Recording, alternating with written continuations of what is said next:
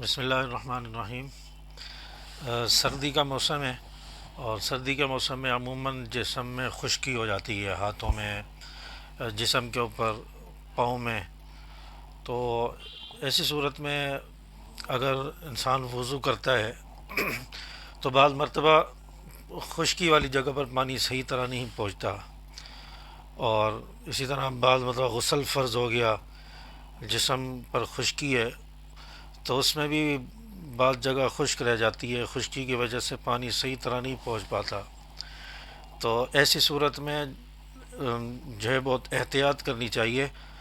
کہ وضو کرتے وقت اپنے اعضاء کو، ہاتھوں کو، چہرے کو، اور اسی طرح اپنے پاؤں وغیرہ کو، خاص طور پر ایڑیاں اور ایڑیوں کے پیچھے کا جو حصہ ہے ٹخنوں تک،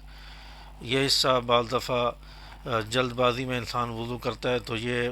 جگہ خشک رہ جاتی ہے۔ تو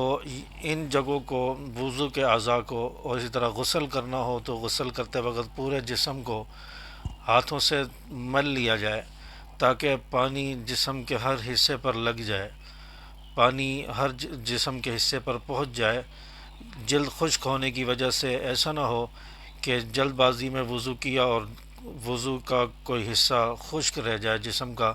تو اس سے وضو بھی نہیں ہوگا، اور جب وضو نہیں ہوگا تو نماز بھی نہیں ہوگی۔ اسی طرح غسل فرض ہو چکا ہے، جلد بازی میں جلدی پانی بہایا اور خشکی کی وجہ سے جسم کے بعض حصے میں پانی نہیں پہنچا تو آپ کا غسل بھی نہیں ہوگا۔ جب غسل نہیں ہوا ہوگا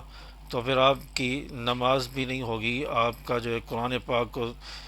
پڑھنا یہ بھی جائز نہیں ہوگا، اور قرآن پاک کی زبانی تلاوت بھی جائز نہیں ہے جب غسل فرض ہو جائے اور غسل نہ ہو۔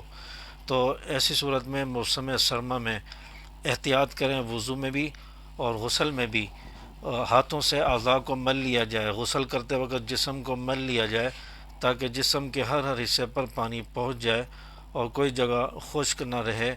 تاکہ ہمارا وضو بھی صحیح طور پر ہو جائے اور غسل فرض ہو تو غسل بھی صحیح ہو جائے، تاکہ ہماری عبادات میں اور نمازوں میں کوئی فرق نہ آ جائے۔ تو اس لیے